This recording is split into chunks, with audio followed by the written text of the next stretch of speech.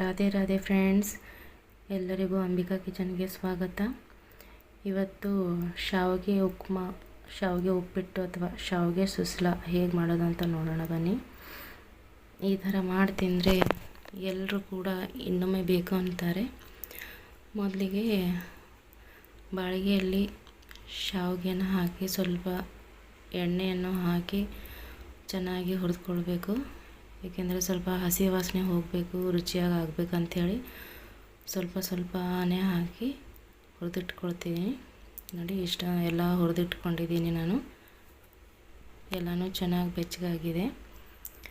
ಮೊದಲಿಗೆ ಮೆಣಸಿನ್ಕಾಯಿ, ಈರುಳ್ಳಿ, ಕರಿಬೇವು, ಇದರ ಜೊತೆಗೆ ಸ್ವಲ್ಪ ಶೇಂಗಾ. ಮೊದಲಿಗೆ ಒಂದು ಬಾಳಿಗೆಯಲ್ಲಿ ಎಣ್ಣೆನ ಹಾಕ್ಕೊಳ್ಬೇಕು. ನಾನು 2 ಟೇಬಲ್ ಸ್ಪೂನ್ ಎಣ್ಣೆಯನ್ನು ತೊಗೊಂಡಿದ್ದೀನಿ. ನಂತರ ಎಣ್ಣೆ ಬಿಸಿ ಆದಮೇಲೆ ಜೀರಿಗೆ,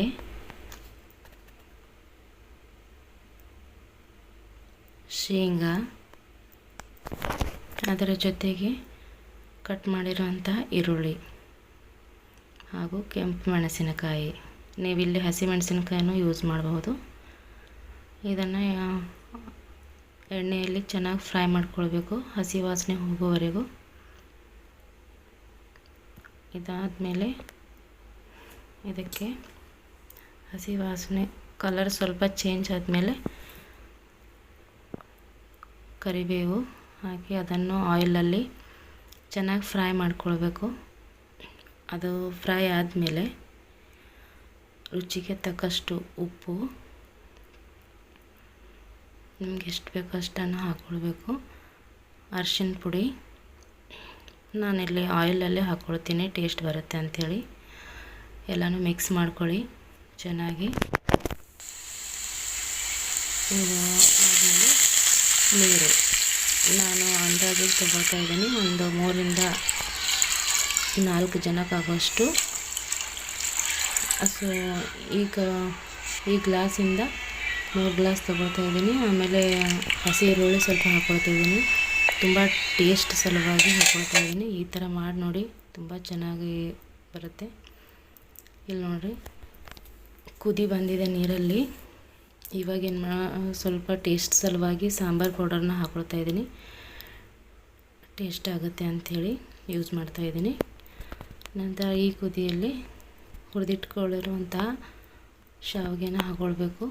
ಎಲ್ಲನೂ ಹಾಕ್ಕೊಂಡು ಸ್ಮೂತಾಗಿ ನೀರಲ್ಲೇ ಅದನ್ನೆಲ್ಲನೂ ಮಿಕ್ಸ್ ಮಾಡಬೇಕು. ಯಾಕೆಂದರೆ ಜಾಸ್ತಿ ಮುರಿದ್ರೆ ತಿನ್ನೋಕ್ಕೆ ಟೇಸ್ಟ್ ಬರಲ್ಲ.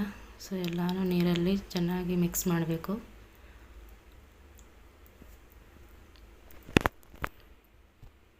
ಈ ಥರ ಎಲ್ಲನೂ ಮಿಕ್ಸ್ ಆದಮೇಲೆ ಅದನ್ನು ಒಂದು 4 ನಿಮಿಷ ಮುಚ್ಚಳದಿಂದ ಮುಚ್ಚಿಡಬೇಕು. ಯಾಕಂದರೆ ಚೆನ್ನಾಗಿ ಎಲ್ಲ ಟೇಸ್ಟ್ ಆಗುತ್ತೆ ಅಂಥೇಳಿ. ಇಲ್ಲಿ ನೋಡಿ, ಆಲ್ಮೋಸ್ಟ್ ಇಲ್ಲಿ 80% ಕುದ್ದಿದೆ. ಆಲ್ಮೋಸ್ಟ್ 80% ಆಗಿದೆ. ಇಲ್ಲಿ ನೋಡಿ, ಇನ್ನೊಂದು ಸ್ವಲ್ಪ ನೀರು ಉಳ್ಕೊಂಡಿದೆ ಇದರಲ್ಲಿ ಏನಪ್ಪ ಟ್ವಿಸ್ಟ್ ಅಂದರೆ, ನೀವು ಮ್ಯಾಗಿ ಥರ ಟೇಸ್ಟ್ ಬೇಕಂತಂದರೆ ಸ್ವಲ್ಪ ನೀರು ಇರುವಾಗಲೇ ಗ್ಯಾಸನ್ನು ಆಫ್ ಮಾಡಬೇಕು. ಇಲ್ಲಿ ನೋಡಿ, ಆಫ್ ಮಾಡ್ತಾಯಿದ್ದೀನಿ. ಇನ್ನೂ ನೀರಾಗಿದೆ, ಆದರೂ ಆಫ್ ಮಾಡ್ತಾಯಿದ್ದೀನಿ. ಯಾಕಪ್ಪ ಹೀಗೆ ಅಂದರೆ, ಮ್ಯಾಗಿ ಥರ ಏನು ನೀವು ಮ್ಯಾಗಿ ಇಷ್ಟಪಟ್ಟು ತಿಂತೀರಲ್ಲ, ಅದಕ್ಕಿಂತ ಚೆನ್ನಾಗಾಗುತ್ತೆ. ಒಮ್ಮೆ ಮಾಡಿ ನೋಡಿ.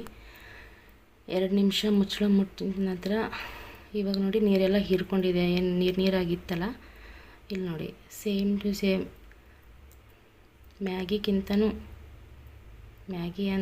ಮ್ಯಾಗಿ ಥರ ಏನಲ್ಲ, ಮ್ಯಾಗಿಗಿಂತಲೂ ಟೇಸ್ಟಿಯಾಗಿ ಬರುತ್ತೆ. ಇಲ್ಲಿ ನೋಡಿ, ಎಲ್ಲನೂ ಗಂಟಾಗಿ ಯಾವುದೂ ಇಲ್ಲ, ಎಲ್ಲನೂ ಬಿಡಿಯಾಗೇ ಇದೆ. ಇದನ್ನು ಒಮ್ಮೆ ತಿಂದರೆ ಮ್ಯಾಗಿ ಕೂಡ ಬೇಡ ಅಂತೀರ. ಚಿಕ್ಕವರಾಗಲಿ ದೊಡ್ಡವರಾಗಲಿ ಎಲ್ಲರಿಗೂ ಇಷ್ಟ ಆಗುತ್ತೆ.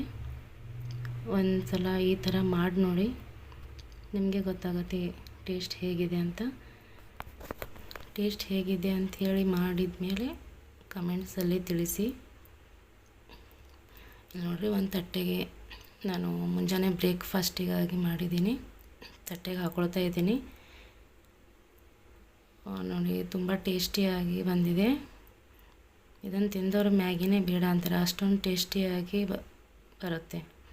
ನೀವು ಒಮ್ಮೆ ಟ್ರೈ ಮಾಡಿ ನೋಡಿ. ಇದರ ಜೊತೆಗೆ ತೆಂಗಿನಕಾಯಿ ಚಟ್ನಿ ತುಂಬ ಟೇಸ್ಟಿಯಾಗಿರುತ್ತೆ, ಕಾಂಬಿನೇಷನ್ ಅಂತ ಹೇಳಿ ಮಾಡ್ಕೊಂಡಿದ್ದೀನಿ. ನೀವು ಮಾಡ್ಕೊಳ್ಬೋದು ಅಥವಾ ಸ್ಕಿಪ್ ಮಾಡಿ ಬರೀ ಶಾವಿಗೆ ಉಪ್ಪಿಟ್ಟು ಅಥವಾ ಶಾವಿಗೆ ಸುಸ್ಲಾನು ಟೇಸ್ಟ್ ಮಾಡಬಹುದು.